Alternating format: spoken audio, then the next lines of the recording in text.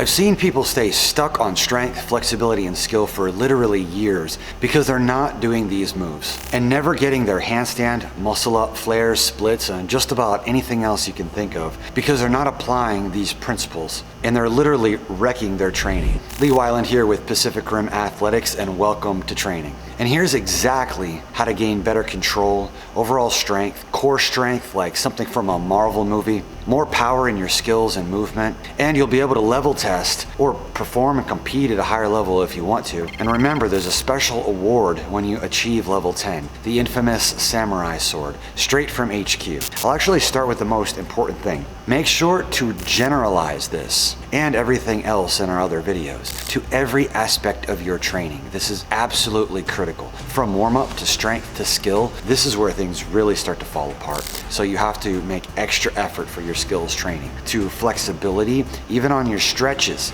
and to all parts of life. For how you do one thing is how you do everything. And when people don't, they get stuck because as you advance, things start to fall apart. And as simple as these things sound, it is not by any means. These are some of the most underrated pieces of training right here in this video. 1, legs always in a shape.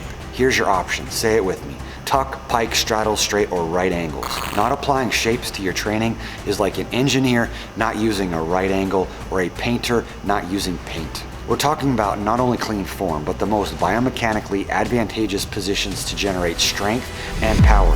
Not to mention the development of your iliacus, psoas, and hip ad and abduction. Another example would be doing reverse crunches for your core and letting your shins and feet fall below the knee line, or crossing them like a caveman. Talk about imbalances. Ideally, they should never fall below a 90-degree angle. So as you extend your legs, they'll travel through an obtuse angle out to a locked out position.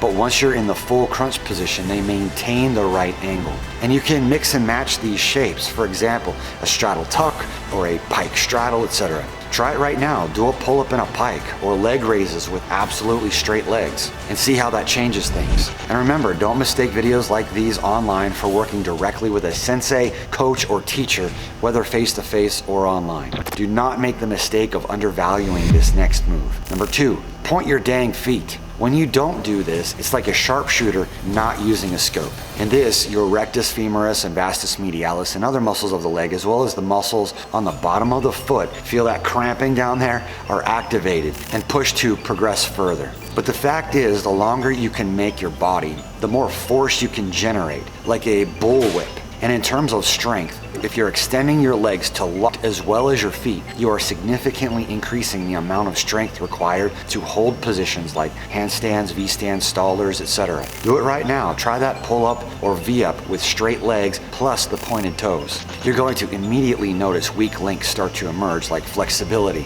This goes for all you CrossFitters, box gymmers, and WODers too. Don't be a caveman or cavewoman. Point your dang feet. Number 3, fingers pointed. The same principles from the previous point apply here. Plus, this is one of those elements that helps straighten out the rest of your body subconsciously. When you don't do this, it's like a Shaolin monk not shaving their head. It's just not right. When you start thinking about pointing them and reaching far into your movements, the rest of your body follows, like stretching out a cord. Imagine a swimmer diving into their lane for the race. Arms on their ears, perfect lunge. It's almost identical to the setup for tumbling or throwing a biomechanically correct punch. Your power comes from the ground, through your legs, up into the core, and out from the arms. The fingers set the precedent mentally. Everything else follows, and you're now aligned for maximum engagement. Try it with your lunge. And remember, these all stack on each other, so stay until the end for the bonus and subscribe so you don't miss any of the trainings all of our top students receive. Number 4, elbows locked. Not doing this is like Kool-Aid with no sugar. There's a myriad of reasons for this, from straight arm strength to alignment to power generation to core development in certain strength positions. This is applied to everything from planks to hangs to everything in between. Not only does it generate better power in a pushing position, but when hanging, it also recruits the core, legs, and lower back in ways that wouldn't be otherwise. Number 5, arms literally touching your ears. And I mean literally. When you don't do this, it's like dribbling a basketball with 2 hands. But when you do, your spine elongates, your trapezius elevates, your pecs and shoulders are mobilized, and your skills become better and more powerful. A huge example is when you're doing your leg conditioning like squats and lunges. We often forget about the arms when they should be fully locked and literally touching your ears. When you train this way, you are maximizing your progress. And if when you advance to skills like handstands or tumbling, the technique carries over and makes all your movements that much better. And the bonus? Really, it's the main point that you need to generalize to all areas of life. Attention to detail. And now that you have this outline, you'll notice when these are not done in other videos out there online. And you can literally start applying this right now, today. And you can also book a complimentary coaching session to get a free level assessment and build a game plan. Totally free, but you do need to qualify. If you're not ready yet, I've got more videos that will help you coming up on the screen. And I'll see you in the next video.